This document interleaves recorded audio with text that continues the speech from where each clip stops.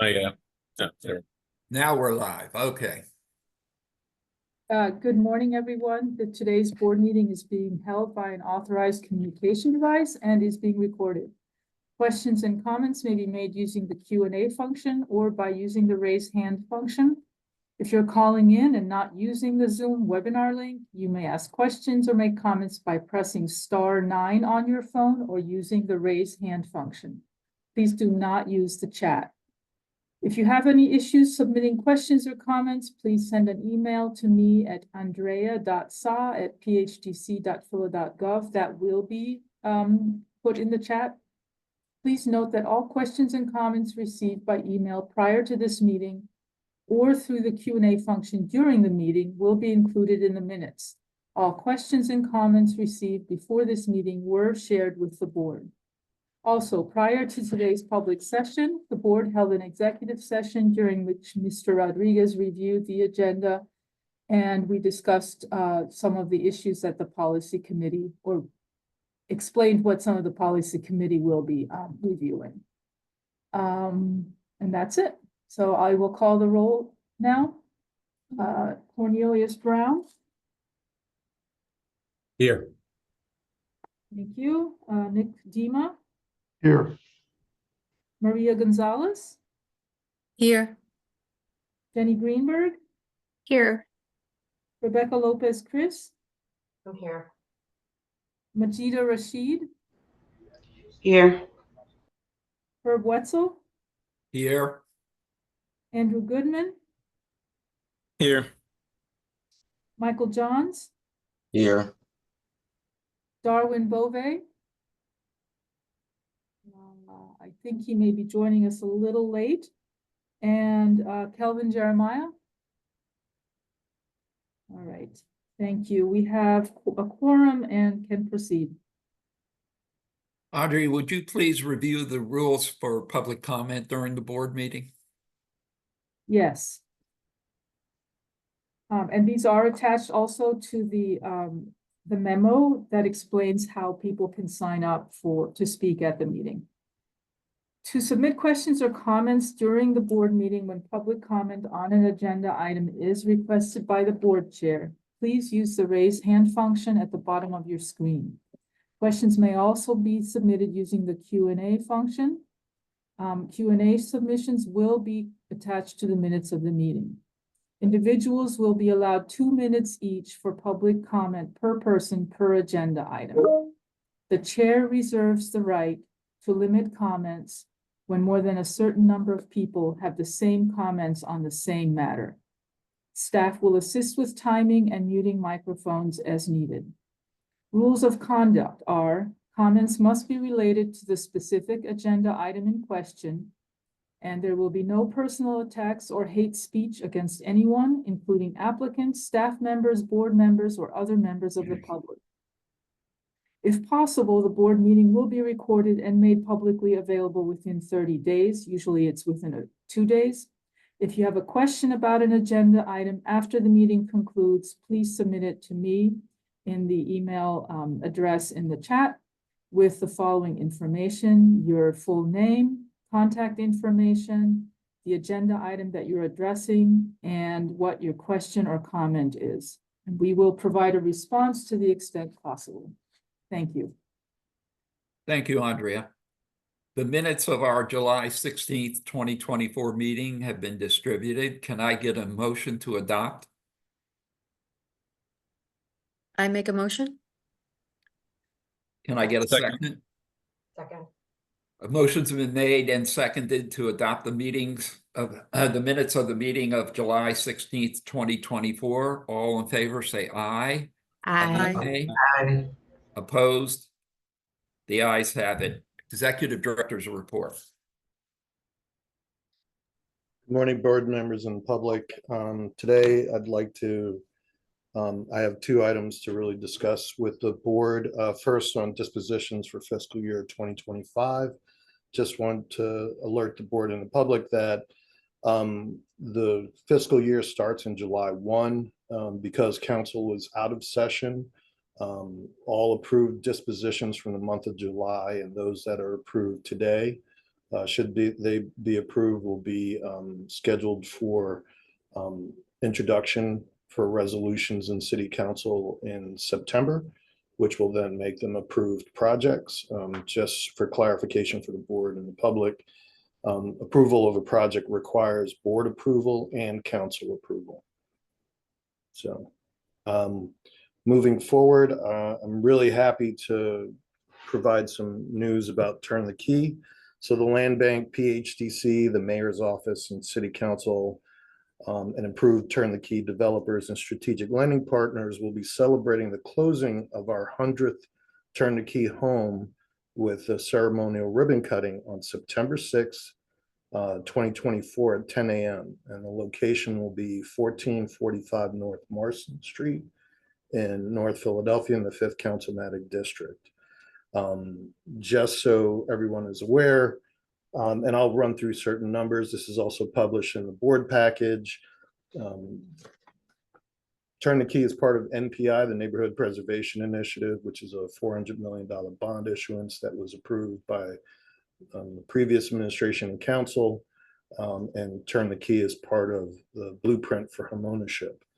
So in 2022, the Land Bank posted about approximately like 19 RFPs, and then also started qualifying home buyers beginning in 23 after we had approved many of those RFPs. So to date, we approved 724 units, 460 are in construction. That our goal was 1,000, so we got to 72%. We do have other scheduled RFPs that are scheduled to come out in September. So we are at 64% of the stated goal for Turn the Key. 103 homes were completed, 93 have been sold and counting. 29 homes are currently under agreement. 52 homes have been sold to city employees, and the rest were to Philadelphia residents. To date, we have committed $7,645,000 to Turn the Key mortgages, and also a corresponding $1 million for Philly First Home grants. So just in case people were not aware, if you qualify for Turn the Key, you also qualify for Philly First Home. So the amount of subsidy that we're providing to prospective home buyers is $85,000 total. The average sales price for a home in Philadelphia, just for context, is over $300,000. So the average Turn the Key home price before grants and buy downs is about $280,000. The final home price after grants and buy downs is $183,499. The average monthly payment for a 3-bedroom home is $1,353. And when you compare that to the average cost of a rent in Philadelphia for a 2-bedroom apartment, which is $1,800. So Turn the Key is very impactful and affordable. The average Turn the Key second mortgage that we're providing is $69,500. A lot of the Turn the Key home buyers are social workers, bus drivers, sanitation workers, librarians, administrative professionals, and other everyday people that live in Philadelphia. The average income for a Turn the Key home buyer is $45,000. Average credit score is 600. The average home buyer median income is 57%. And the average hours of free counseling that they're being provided prior to going to closing is 6 hours. Previously, the board had asked for some demographic information. In terms of ethnicity, identifying as Asian, we have 8% of the buyers. Identifying as Black and African American, 31%. Identifying as white, 6%. 43% preferred not to state, and then more than 6% identified as more than one race. In terms of gender, we 0% did not identify as other, but 36% identified as male and 64% identified as female. So it's a really impactful program as we're going forward. Looking forward to having more product come in, and also with the approval from the board last month of minority developers, we're looking forward to growing that bench of Black and brown developers in the city. So that concludes my report. Any questions? Angel, I just want to comment. I think you shared with the board the eConsult Solutions, very, very positive article on Turn the Key. And let's hope we can do NPI 2 and put some more money in the future and keep this program going, because it's so good to make people homeowners. It really is. Thank you. Sure. Andrew, you want to start with the first administrative item, and the only one? I'll be presenting that. So, Yes. so for the administrative item, today we're asking the board to authorize the resolution approving the Acquisition Disposition Review Committee. The committee will provide oversight and guidance to land bank staff prior to each board meeting on every board agenda item related to use, disposition, or acquisition of land to be presented to the board for review and approval. Are there any questions from the board?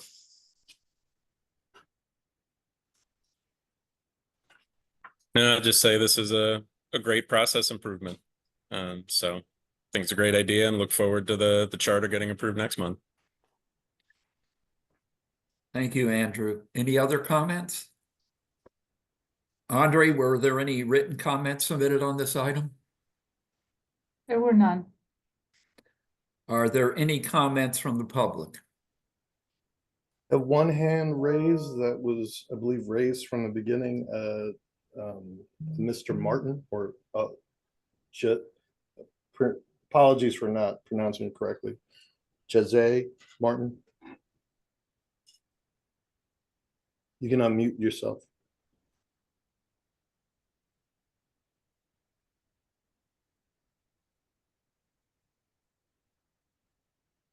Hello? Good morning. Good morning, we can hear you. Hello, Hello, we can hear you. you can. Yep. Well, my name, it was not called, but I'm Elaine Butler, 3902 Reno Street, and I live the 3900 block of Reno. And I would like to speak about the property, 3902 Reno. It was supposed to be urban garden by the land bank. They say it's for the city. City never came out over 28 years to clean it, to keep it up. They saying I can't get compensated for the stuff I put out on the lot. But when I called the city to take care of the lot, never, over 20-something years, never. So if I wasn't taking care of that property, I would have been living next door to a forest. So I took care of it to keep all the animals from coming in my house. So I'm looking to be compensated for something. I bought 2 lawnmowers. I kept the community looking good. Everybody was giving me compliments how beautiful the lot was, because it was a garden. It still is a garden. So that's what I'm talking about. So if somebody gonna move next door, build on it, that's fine. But I'm looking forward for some of my money back. I bought 2 lawnmowers. I kept that. I did it myself. I couldn't get the city to come out here and do nothing at all. So now y'all doing what y'all want to do, but y'all saying the city wasn't taking care of that lot over 20-something years. I called. So what y'all gonna say about that? Thank you. Angel, can you direct her to someone who can respond? Certainly. I would have to direct her to public property in terms of Right. them considering. Yeah, they're saying I can't be compensated, but yes, I can, because now the city can do what they want now, but by me living next door, I'm renting, yes, I am. The city wasn't taking care of it because the city didn't even care how I was living and where I was living. I took care of that. I even went down and signed every year.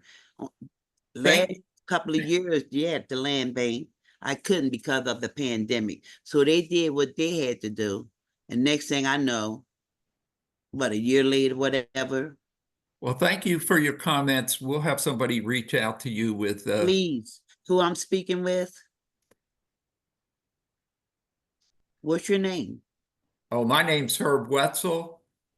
And thank you for your comments. We're actually on a different board item. I think this is a comment on a later agenda item, but thank you so much for your No, comment. they sent me the link and everything. I got you. Herb, it's the disposition that's upcoming. Todd will be presenting it, so Right. she's commenting on, I guess she's commenting on the administrative item, Yeah, so. but thank you so much. Any other public comments? Can I get a motion to adopt? Make a motion to adopt. Can I get a second? Seconded. Second. Motion's been properly made and seconded. All in favor, say aye. Aye. Aye. Opposed, nay. Ayes have it. Property dispositions.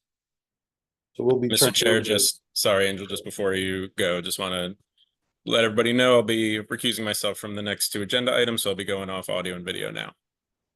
Thank you, Andrew. Todd Hestan will be presenting the next two dispositions. Todd? Thank you, Angel. Thank you, Mr. Chair, board members, and the public. Good morning. I will be presenting agenda items 5A1 and 5A2, both of which are part of the Urban Developer Association's Minority Developer Program. To it, 5A1. Today, we are asking the board to authorize the properties below for disposition to Hughes Housing LLC to develop 8 single-family home ownership units in the 3rd Council District. The units will each be 2 stories with an unfinished basement containing 3 bedrooms and 2 bathrooms at approximately 1,370 square feet each. They will be sold to households with incomes at or below 100% of AMI for a maximum sales price of $280,000. The homes will be eligible for the Neighborhood Preservation Initiative's Turn the Key program and will be subject to a declaration of restricted covenants. The application was unsolicited and evaluated pursuant to the disposition policy. An EOP plan will apply to this project. The addresses are as follows: 3731 and 3940 Aspen Street, 3936 and 3959 Brown Street, 3958 Parish Street, 3900 and 3972 Reno Street, 773 Sloan Street, and 855 and 857 North 43rd Street. Thank you. Thank you, Todd. Are there any questions from the board? No questions. I have the same comments I had previously, consistent with my previous comments. Have concerns regarding design and contextual appropriateness. Thank you, Michael. Andrea, were there any written comments submitted on this item? Yes, there were. And can I just clarify, Todd, did you include the North 43rd Street properties on the list? No, I didn't hear. This was 855 and 857 North 43rd Street were the last 2 mentioned, correct? Right, which were the 2 that were, I think, removed?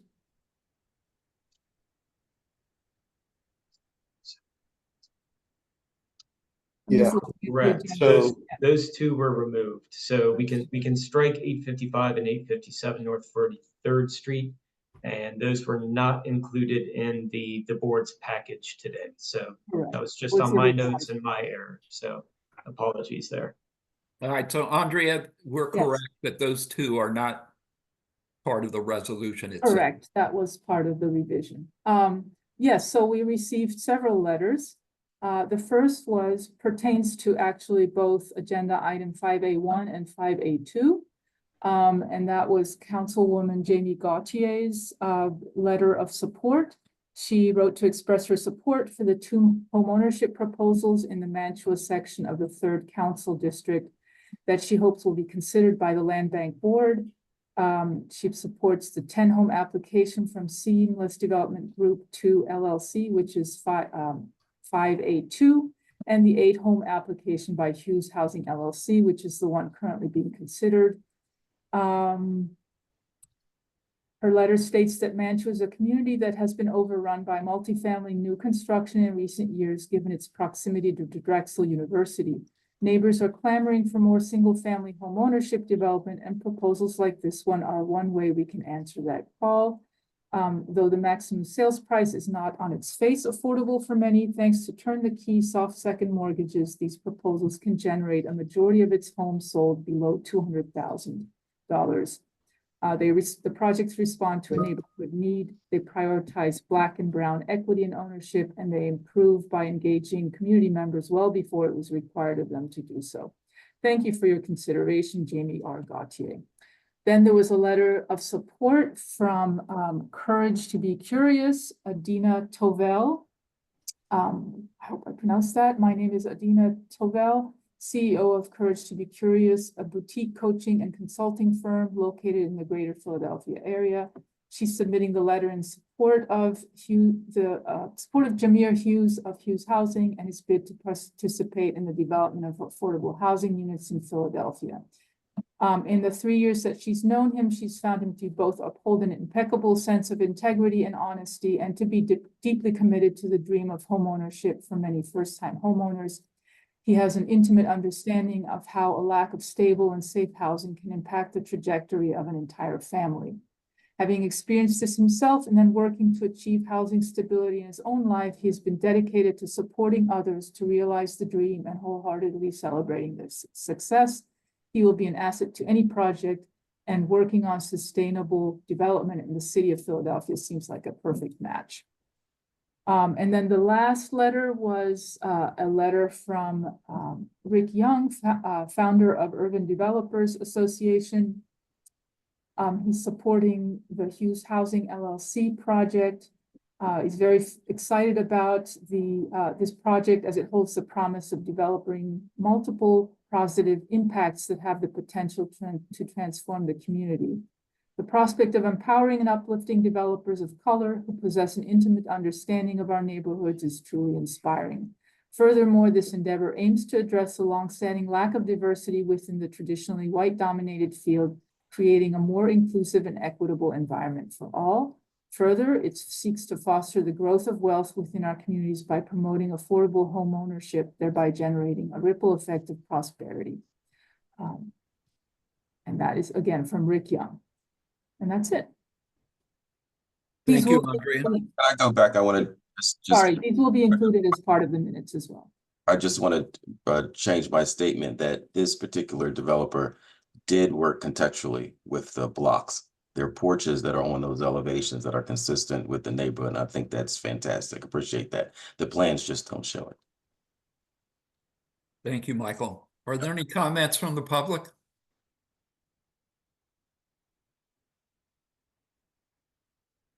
Can I just mention one thing? I was just informed that there is, oh, sorry, that's for a different project. Never mind. So we have a hand raised from the previous tenant from the adjacent property, the PHA tenant. Is that related to this particular Correct. resolution? Correct. It's regarding 3900 Reno Street. Okay.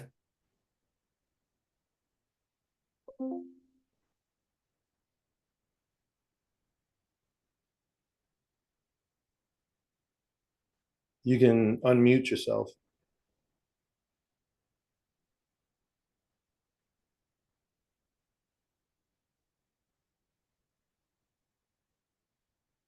Was that raised a second time? Yeah, this is the second. Okay. You can unmute yourself.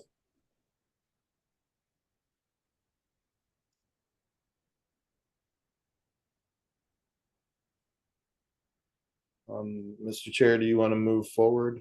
Yeah, let's move forward. We have Gwenny Owens.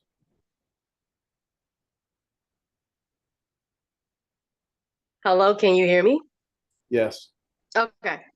Yeah, so this is Gwenny Love Owens from the community of Mantua, and I am very inspired to hear about the building that's taking place, the developments, because my family has over 50 years in the community, and some of us have stayed, some of us have relocated, but everyone always comes back for the holidays, and we also attend our church there in Mantua. And so it's very inspiring to finally see improvements, especially in the area where people can afford single family homes.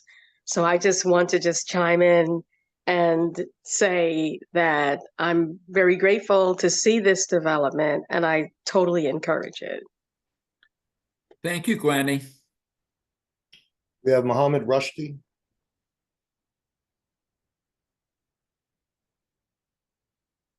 Please unmute yourself.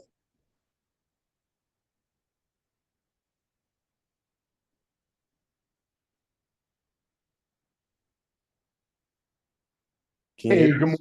morning. This isn't Mohammed Rushdie. This is Mike Tomasetti from Chavetta Property Group. I would like to fully support both these applicants, Hughes Housing and Seamless.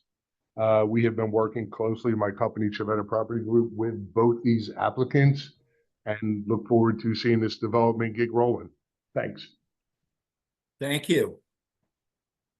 We have one, this is the same hand of the tenant that was raised previously. Mr. Chair. Please unmute yourself. Yes. We can hear you. Can you hear me now? Yes. Now, what was the questions? I think previously when you had spoken, the chair said we will get you, put you in contact with somebody who could help resolve the issues that you raised. Oh yeah, I was talking about the 3900 block. Correct. Reno, how I took care of it, and how before they even put a gate around the property, the grass was growing like a forest. I used to get out there with weed whackers, keeping it down, to keep the animals like raccoons, big rats, everything. I've done this for years, but I tried getting the city to take care of it. They never, when I say never, ever came out. So then what I did, I signed up for Urban Garden.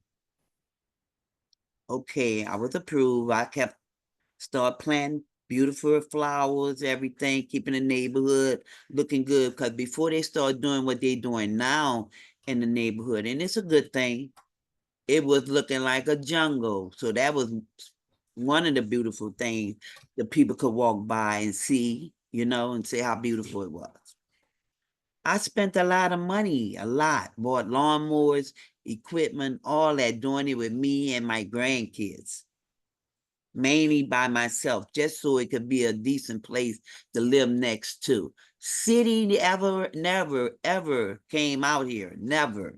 But now they want to talk about this for the city. And if it was for the city didn't show me it was for them. It was mine for over 30-something years. I've been taking care of it, and they're mine taking care of it. But I'm looking for some kind of compensation. Thank you. We're going to put you in touch with the correct person to have this discussion. I think we understand clearly what you're saying, that you took care of this land for many years and are looking to the city for some compensation for what you did. We'll put you in contact with the appropriate person there. And Yeah, thank but you. and who would that be? Because I don't mind having good neighbors next door to me. Andrea? Yes, Ms. Butler, I will email the contact person to you after the meeting. I think Jazzy Martin emailed That's me. my granddaughter. Right, so I will send her the name and contact information for that person, okay? Yes, yes, ma'am. I appreciate it. You're Thank you. welcome. Thank you so much. Any more public comment? None? Can I get a motion to adopt this resolution?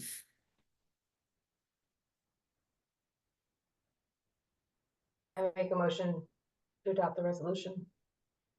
Can I get a second? Second. Motion's been made and properly seconded. All in favor, say aye. Aye. Those opposed? Nay. Motion passes. Resolution passes, I mean. Second item will be presented by Todd for seamless development. Go ahead, Todd. Thank you. And I will be presenting agenda item 5A2. Today, we're asking the board to authorize the properties below for disposition to Seamless Development Group 2 LLC to develop 10 single-family homeownership units in the 3rd Council District. The units will each be 2 stories without basements, containing 3 bedrooms and 1.5 bathrooms at approximately 1,350 square feet each. They will be sold to households with incomes at or below 100% of AMI for a maximum sales price of $280,000. The homes will be eligible for the Neighborhood Preservation Initiative's Turn the Key program and will be subject to a declaration of restrictive covenants. That application was unsolicited and evaluated pursuant to the disposition policy. An EOP plan will apply to the project. The addresses are as follows: 3801, 3803, 3811, 3814, 3816, 3850, 3852, 3960, 3962, and 3964 Reno Street. Thank you. Are there any questions from the board?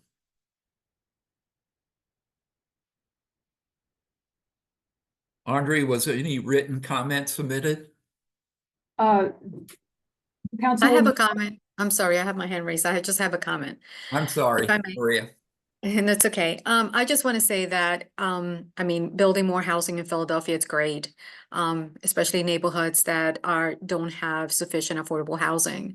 I think that although, you know, these proposals presented before the board meet the regulations and the legislation of, you know, selling units at or below 100% RAMI, or sometimes even a little higher, it's great, but I think that giving the competition for affordable housing in many neighborhoods, especially gentrifying neighborhoods, I think it would be great if some developers are able to set aside some units for households at 80% of AMI and below. I know they did not be required, but I think it would give lower income households less competition and more be able to really have access to neighborhoods that are, you know, gentrifying and they would otherwise not think of moving into. Thank you, Maria. Andrea, written comments? Yes, there were none other than the Councilwoman Gautier's letter in support of this project. Thank you. Are there any comments from the public? We have Jihad Ali. Good morning, Jihad. Unmute. Morning, Mr. Chairman and members of the board. Thank you for allowing me to speak. I wanted to lend my support to Seamless Development Group. I think they're an outstanding group of young African-American men that are doing their best to change the course of wealth creation in our community. And I think that one of the most interesting points for me is that Seamless is a competent carpentry contractor. And what I've really found shocking was that of all those houses that the exec director talked about, that they weren't given any opportunities to participate in the construction of those. And that points out what I've always raised since I've been involved in this process, is asking about the participation on these contracts. So I guess I'll join the group with Michael Johns of people that just don't get any response. But I do think that Seamless is a great group. I think that Mo Rusty, of all the developers that call and talk about how great they are, I think that Mo Rusty is the only one that I've seen has gone out of his way to reach out to help people. And I know that personally, because I've seen him meet with contractors and developers to get them in the process. So, I guess, we can't win them all, but I do think that this is a great effort going forward. And I think if we keep taking collective criticism, we can really get something that we're all proud of. Thank you. Thank you, Jihad. Are there any other public comments? They have porches. You have Monique's iPhone? Yes, hello? Yes, we can hear you. How you doing? Okay. Who is the developer of these properties? And what's affordable? So the developer listed is Seamless Development Group 2 LLC. They are a minority business enterprise. They are building houses at or below 100% of AMI. There is part of this home ownership product is they're eligible for a soft second buy down. That lowers the price almost $100,000. On average, what we're getting are people who are at 60% of below 60% of AMI acquiring the property. Average home buyer has about an income of $45,000 a year and a credit score of 600. Oh, okay, that sounds good. Because I'm calling on behalf of my mother, Elaine Butler, because she's been living there for years. And I grew up in that neighborhood as well. But I'm always back and forth, visiting and helping her with the lot. And I know she's in the process of owning the home, 3902 Reno, trying to buy that. And she's been taking care of that lot. So I'm on the behalf, y'all say y'all was going to have somebody in the department to address her situation. But I thought the meeting was for us to speak up and talk about it now. So whoever was supposed to address it, why they not in the meeting now? I believe you're responding to the previous agenda item. We will be in touch to put them in touch with a contact person at the city in terms of the issue that was raised about compensation. Yeah, compensation. Yeah, and more than compensation. But I guess, like you say, they'll contact us in the email or whatever, and I guess we can talk more about it because, yeah, it seemed like y'all already made the decisions because it's like I really don't understand. It's like y'all already made the decisions of what y'all wanted to do and really don't care about too much about the people that grew up in the community. And that some of the people that live there in the community can't afford these houses that y'all building up. And some of them supposed to be low income, but half of the people that grew up there for 30, 40 years, they can't afford that. And I'm quite sure y'all know that.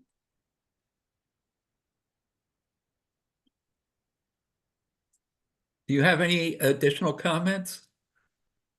No, I don't, but I'm just saying what I said. Thank you very much. We have Gwenny Owens. Yes, hi. You can hear me, right? Correct, we can. Okay. So I am the executive director and the CEO of Mantua Worldwide Community Incorporated. We're a nonprofit 501c3. Started out literally just knocking on doors, asking neighbors to come out, sweep up the street, clean up the street, And that is our platform: public health, the arts, and environmental sustainability. And currently, we are boots on the ground with the environmental issues as far as the trash in the neighborhood, the filth, the lots, so forth and so on. And I really want to say this. At this point in the history of Mantua, it's really time to move forward.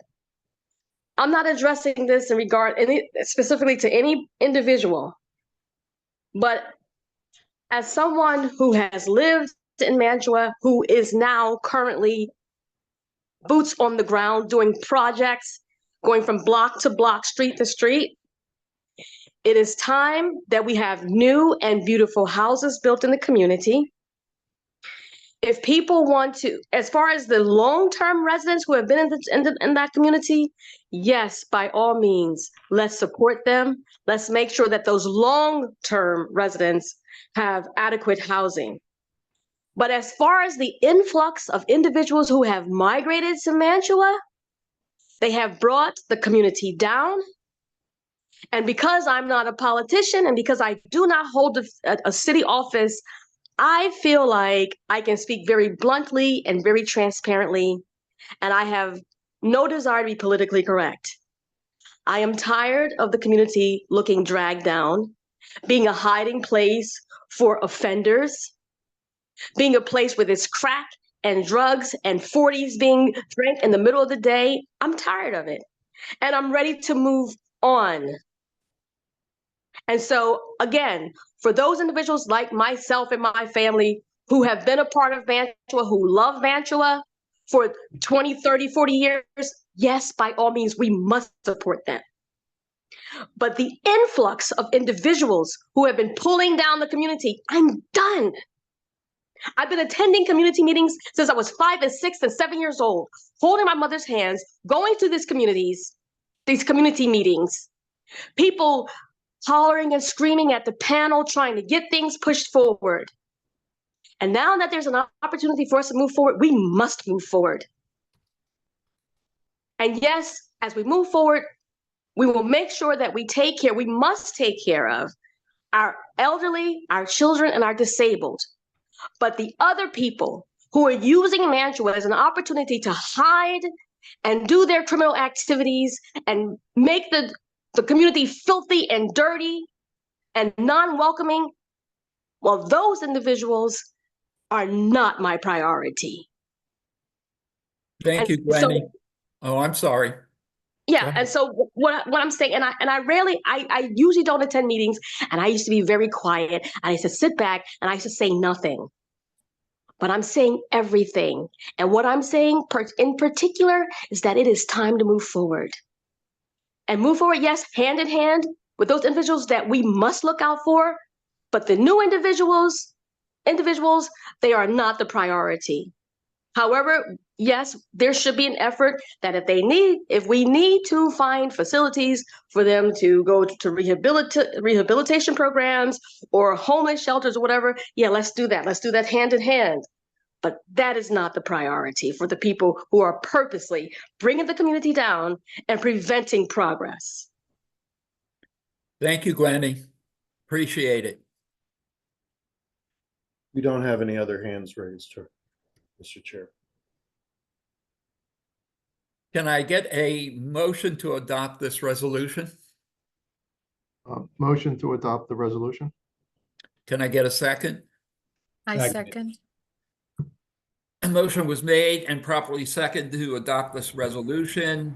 All in favor, say aye. Aye. Aye. Opposed, nay. The ayes have it. The next agenda item will be presented by our Senior Development Specialist, Mathem Pulakatu.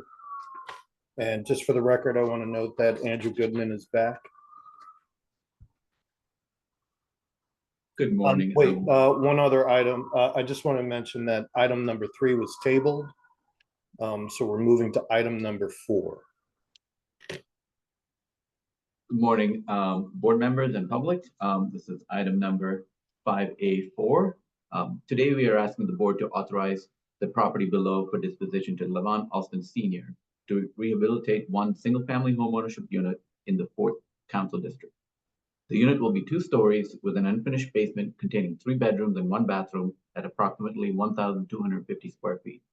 It will be rented to a household with an income at or below 80% of AMI.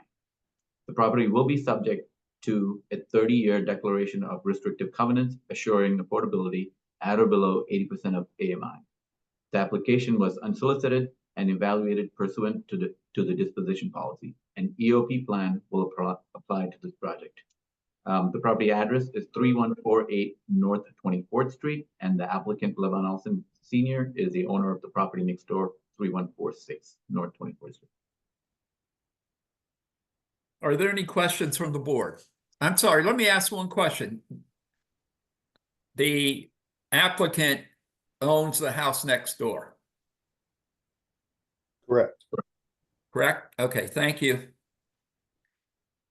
And actually just kind of piggybacking off that question. So it's rare that we get a like individual applying in the affordable housing, right? Usually it's an entity of some form. So it's allowed that an individual can apply in the affordable housing category. It's just super rare that someone has the kind of resources to do it. Would you say that's a fair assessment? Correct. It's the same standards for development. They have to show capacity. They have to present plans, financing, and the capacity to build it. Same standards apply. And yes, this is the first time I've seen somebody successfully get to the board as an individual trying to rehab a structure. Nice. It's actually a pleasant surprise, to be honest with you.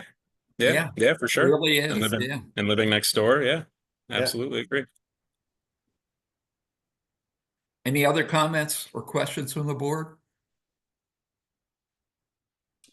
Andre, are there any written comments Yes. submitted? There was one letter from Denise Whitaker, who is the RCO coordinator for Community Action Group. Her letter states that a public meeting was held on August 5th at Mercy Technical High School at 29th and Allegheny Avenue to review the proposed development for this property. Attending the meeting were residents from the 3100 block of North 24th Street, from surrounding blocks, as well as Community Action Group members and non-members who voted on the proposed usage of the property, although that is not a necessary requirement for such projects. There was a unanimous vote by show of hands to support the rehabilitation of the existing structure to a single-family rental property. The consensus behind the rationale to support this proposal is that it will remove the blight from the block and it adds value to the community. It provides affordable housing to a family in an established neighborhood, and it will not impact the current residents' taxes, causing an increase. That's it. Thank you. Are there any comments from the public? There are no hands raised. Thank you. Can I get a motion to adopt? I'll make a motion to adopt.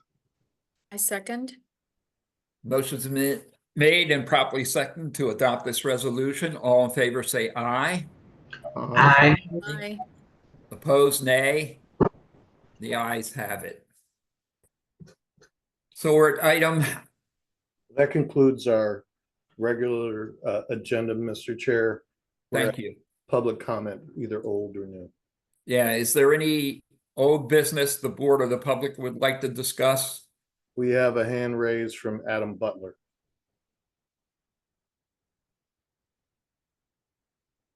Please go ahead, Adam. Can you hear me? There it is. Yeah. Hi. So in 2021, City Council passed legislation directing the land bank to dispose of 15 parcels in Kensington to Iglesias Gardens. The process of working with the land bank in the years since this legislation was signed have been frustrating and unproductive. The land bank staff have been unresponsive and have refused to meaningfully communicate with us about the process. Even after groups like Iglesias and many others spent thousands of dollars on legal fees while negotiating the terms of these onerous mortgages, which we agreed to earlier this year, the land bank has continued to drag their heels and has continued to communicate with us about the process. The Urban Ag Plan, the planning document released by the city last year, identified land insecurity as one of the key obstacles preventing community-supported agriculture from working in this city. And that plan specifically recommended that the Land Bank Board and PHDC work to remediate the broken process to better support community groups. Land insecurity is a huge problem for gardens like Iglesias. It prevents meaningful investments and improvements. It limits the structural ability of gardens to manage things like insurance and grant revenue. As one small example of how this is impacting Iglesias right now, the land bank properties that we are waiting for have been disregarded by the city for more than a decade. Maintenance, cleaning, improvements, all ignored. The sidewalks on North Lawrence Street, where the garden is waiting for properties, are impassable for pedestrians using wheelchairs or assisted walking devices. The city has no liability or responsibility to fix this issue. So several years ago, Iglesias began the process of making improvements at our own great expense. In 2022, we installed an accessibility plaza so that we could accommodate people in wheelchairs. The next improvement required is for full replacement of all the sidewalks. It's hundreds of feet of sidewalks, tens of thousands of dollars in repairs that we will need to do on our own, but we can't even do the work until we take ownership. Getting bogged down in a bureaucratic morass impacts gardens as much as it impacts developers. Fundraising for capital improvements on land that we don't own is extremely difficult. Pulling permits for real improvements is out of the question. Asking other community stakeholders for support as we seek land security on land not controlled by us is hard because if the land bank fails to follow through, it would be devastating. We've privately fundraised hundreds of thousands of dollars to preserve adjacent land, but it isn't enough. When we began our capital campaign in 2021, after the land bank told us they were going to give us these parcels, we did it under the assumption that the city was going to continue to partner with us to preserve the space. No one at Iglesias could have ever guessed that we would buy 5 properties at full market value from speculators and wholesalers years before the city would honor its commitments. No one could have guessed that we would find a solution to the U.S. bank lien problem before the land bank would honor its commitment. But now we own these adjacent parcels, and now the U.S. bank lien parcels seem secure, and we once again find ourselves worrying about the future of the land security at the garden because of the land bank. The mortgages that we agreed to are onerous and difficult. They probably prevent us from ever receiving grant funding from the state. They introduce an organizational liability in the form of a long-term mortgage, but we agreed to them because our organizational bylaws have stated that we were created to preserve the open space and we have no other plans for the land. And it's even after agreeing to these crappy mortgages, we still wait. It's unfair. It's dangerous. It tells everyone in Kensington who has found refuge at Iglesias Gardens that their needs aren't important. It says to the kids who come for back to school backpack drives that their needs are important. It says to all the elders who rely on our Bodega Libre, our free biweekly farmers market, that their needs are important. It tells the community groups who rely on our free outdoor kitchens that their needs are important. And it tells everyone who has volunteered at the garden over many, many years that their commitment to keeping the neighborhood safe and intact isn't important. I'm here today on behalf of Iglesias, but we know that there are hundreds of other community spaces at risk because the land bank has not prioritized their needs. It runs in the face of the mayor's repeated pledges to clean and green Philly. It also runs in the face of city council by saying that the legislation they earlier passed wasn't important enough to get the dispositions done. Iglesias are the first in line probably, but it's a huge queue of community groups who are waiting to gain their own land security and move on with the important work of serving our communities. So give us our mortgages and then give everyone else their mortgages and then fix this broken system so that everyone else who has been intimidated away from attempting to secure land from the land bank understands that the sole objective of this group is not just for housing development. And if we don't get our dispositions, expect us all to show up in person next month and every month after that until this problem gets fixed. Thank you, Adam. I have a question. In reference to the many calls that we receive from folks who we ultimately have to provide additional information to, or other places to look for additional information, is there like a land bank 101, I don't know, quarterly workshop that is offered, or that we can offer, something that would help people understand how the land bank works and sort of like how it fits into a larger city property disposition management sort of ecosystem? So our communications department is we have in the past, and they're working on putting a video of those Land Bank 101s up on our website.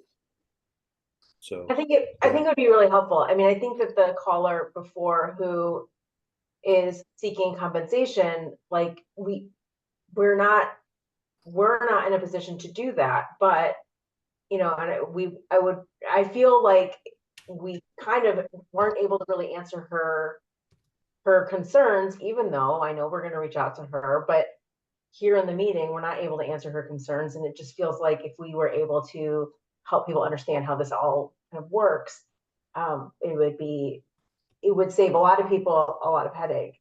I also have another question, and I'm sorry. Okay. The mortgages that the previous caller refers to.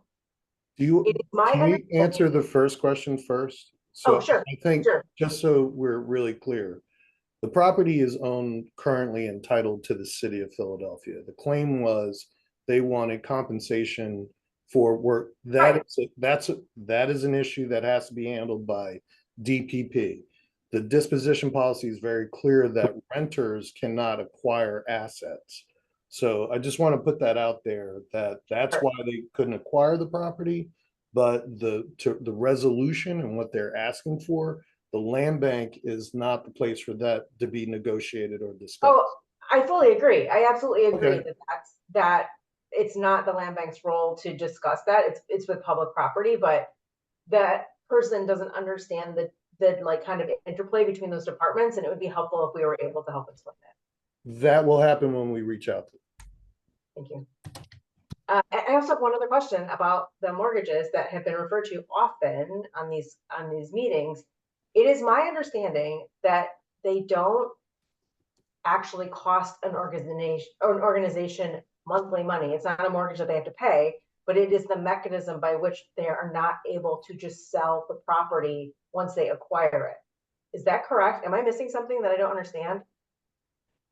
Correct. The issue of the mortgage is so that the property, in the past, what has happened is that prior to 2020, January 1st, 2020, when the legislation changed, it was possible the properties were all disposed at a nominal price. There were no mortgages.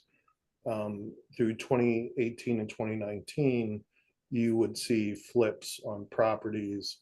Not saying that the current cadre of people who are applying have done that, but that was what the thought process was. So the mortgage, because title companies do not look at declarations, it's listed as deed miscellaneous, and we've seen title companies ignore that. That's why a mortgage was placed, so that requires them to come back. It is not serviced. So you're absolutely right, it isn't serviced. But it's the amount of whatever the appraised value is. So there's a conversation, I believe, happening about the value of the appraisal. But that was that, and also to prevent a flip, but also cross collateralization. So the idea behind that is not allowing the recipient of the property to then leverage the property and encumber it with debt, in which case it would allow somebody, if you put a mortgage on that property, the mortgage holder then is in first position, in which case the agency's having a requirement to be able to revest the property. So that would jeopardize our ability, should there be a default on that, to revest the property back into the city inventory. Rebecca, it's a means of, you're right, in essence, it's a non-performing mortgage. It only would perform if someone tried to sell the property. Okay, so I get that, but I'm trying to understand why the previous caller has brought this up multiple times as an issue. Like how, and maybe there's other folks on the board who can help explain it to myself and the public. How is that mortgage a hardship to the group if it's not serviced? Does it show up on their books as a debt? I see Jennifer's shaking her head yes. Yeah, I can explain a little bit. I mean, there have been a lot of negotiations over the past year, and some of the most troubling terms to the nonprofits were negotiated out. So originally it was a recourse loan. It's now a non-recourse loan.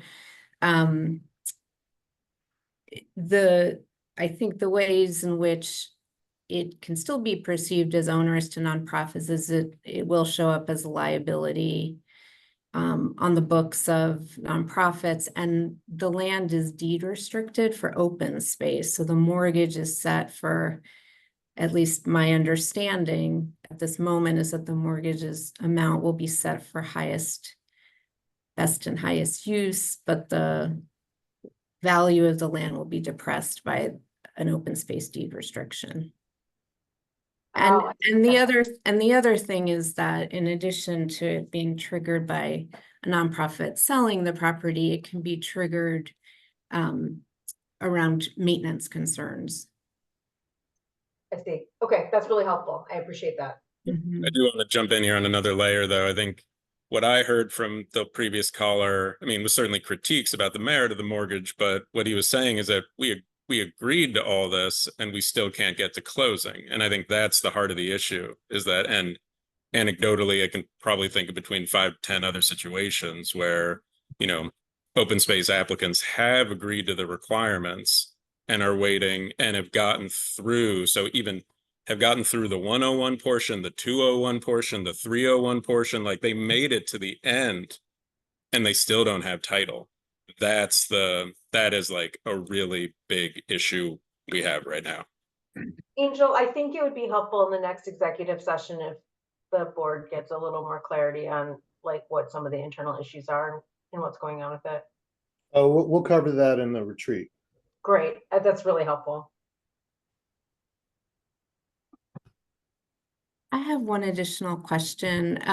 Angel, I was wondering if there was an update. I know you had mentioned before that, you know, I know sheriff sales have resumed on bidding for assets, and Land Bank was still working to figure out how the mechanism would work to exercise priority bid for acquisitions. I'm wondering if that's been resolved, and if you have, if you know when Land Bank acquisitions will resume. I can't give you a definite, our goal is to get it for the land bank to participate by the end of this calendar year.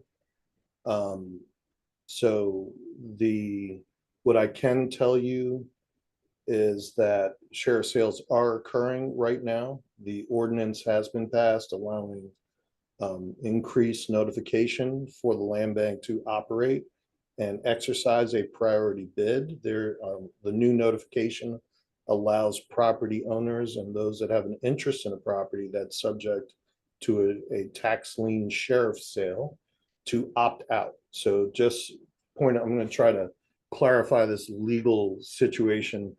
So the Supreme Court deemed in a Hennepin County versus Tyler, there was a senior citizen, had a condo. The senior citizen went to,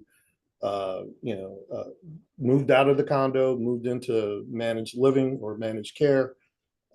She was behind in her taxes. The county then sold the property, liened the condo, sold the condo, did not offer compensation for the excess equity in the property.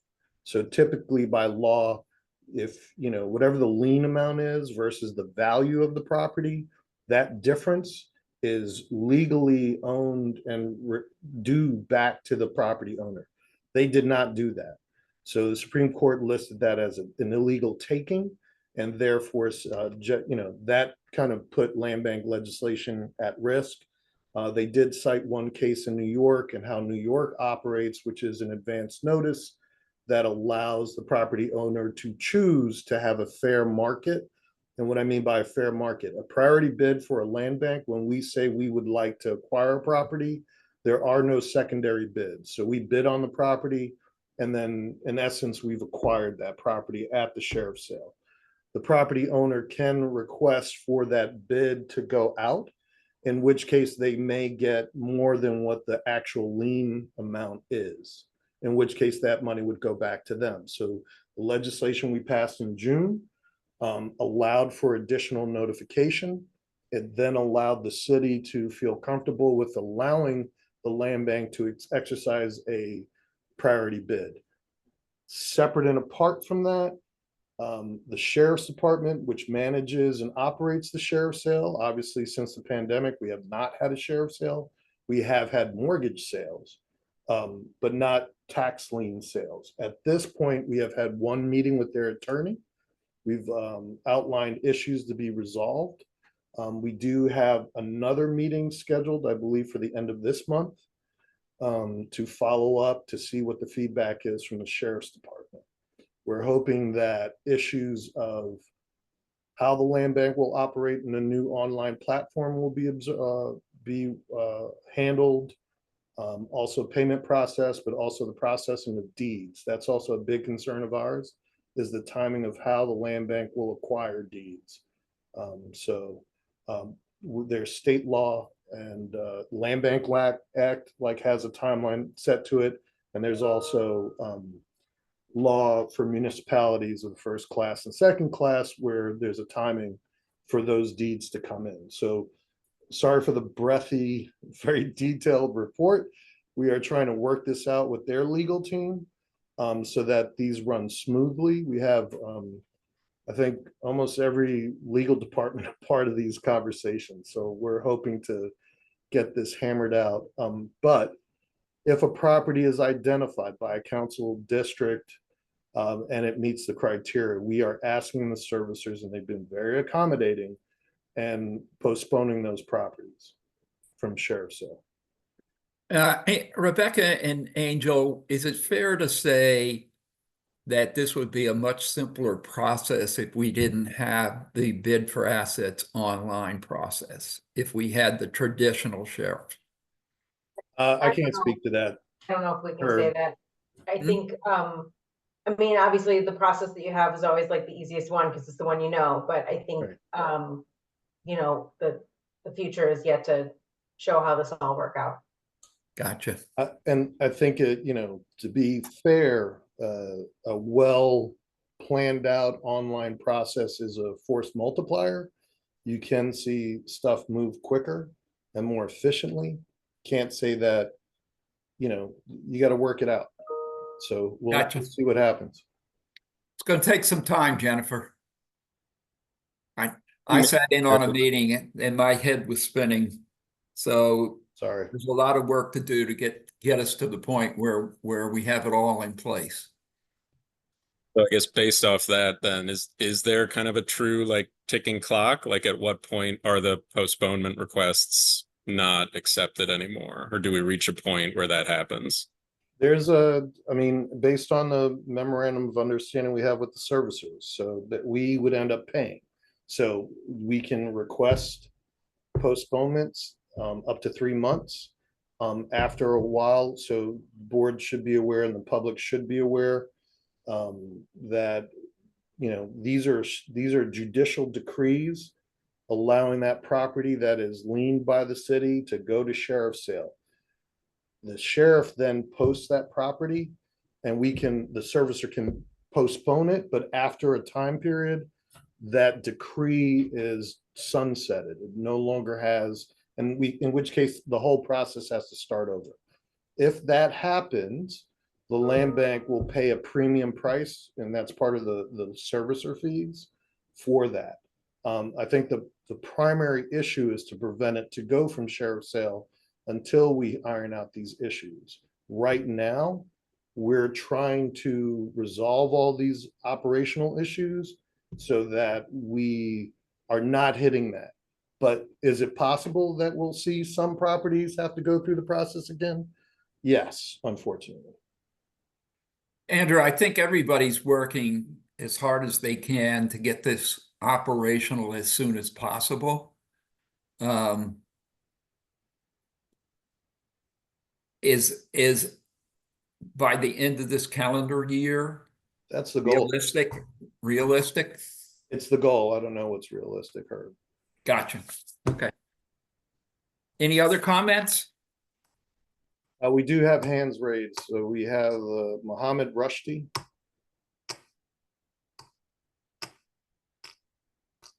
Thank you, Angel. Thank you, Chair Wetzel and board members. I just wanted to again, I repeat this every time, but thank you for your approval on the UDA folks. They're great guys and they will do a tremendous job, and they fit into exactly what we are trying to do as a city, into allowing more Black and brown developers to really become landlords and developers, not only contractors. And so the goal here is great. I wanted to just mention a couple of numbers here as a response to some of the board members. We're talking about 100% AMI as a tag price is problematic. I want to say that today's average mortgage is at 6.18%, which is about $1,192 for a $195,000 mortgage, which is the mortgage after the turnkey kind of subsidy. And if you add back real estate taxes and insurance, you're at $1,392. That is at 47.9% AMI if you're comparing it to the PHFA rental values that are published. Again, so when someone says when you hear someone that says, well, we need rentals and we need them at 50% AMI, please understand that the turnkey payments are less than that, okay, because of the subsidy. Again, facts matter, not just repeating slogans without really understanding the numbers. The other issue is with mortgages now falling at 5%, that payment is going to be $1,047, which is 42.9% when it comes to comparing it to the rental values, meaning that some of these numbers on the turnkey actually currently are even lower than some of the LIHTC rental values by far. So it's extremely important to understand the numbers. The turnkey is the best program in the nation if you're comparing it to its access and who the average person is buying. The average person that's buying is making $21 or $22 an hour. So again, when we say 100% AMI, there's this kind of thought that we're getting $80,000 and $90,000 a year buyers buying these homes. That is false. That is what's not what's currently happening. So again, thank you all for the work and the turnkey and Angel and the team. And we'll continue pushing to get as much turnkey for people in the communities, because it is the one single program that really allows generational wealth in these communities to be done in scale. Again, in scale. Thank you very much. Thank you. We have Andrew Ziva.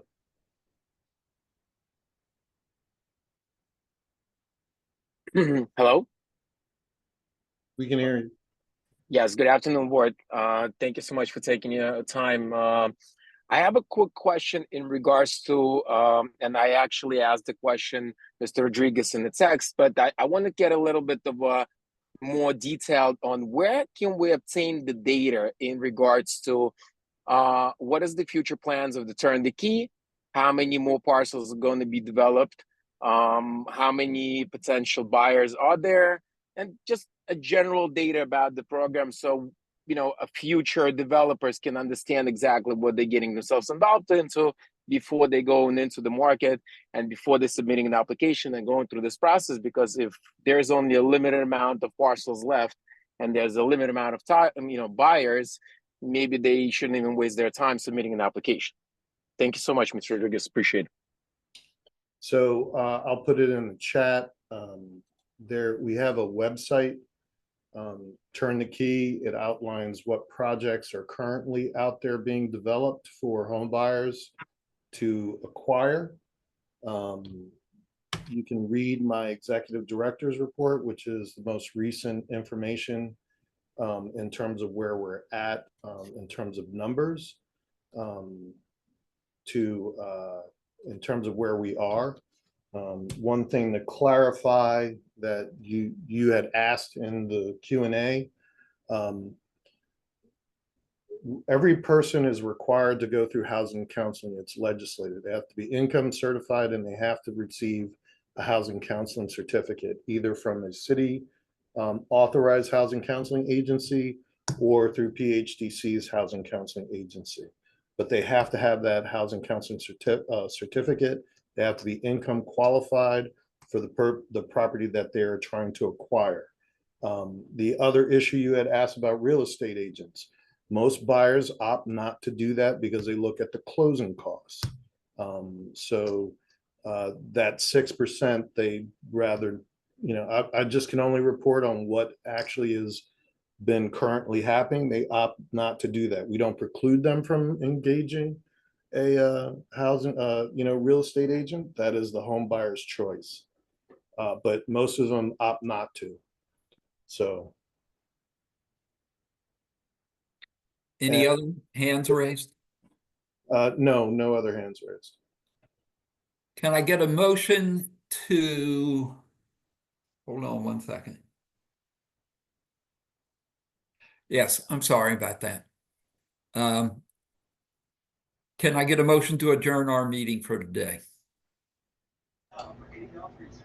Make a motion to adjourn. Second, Second. all in favor, say aye. Aye. Thank you all so much. Thank you. See you at Thank the you. end of the month.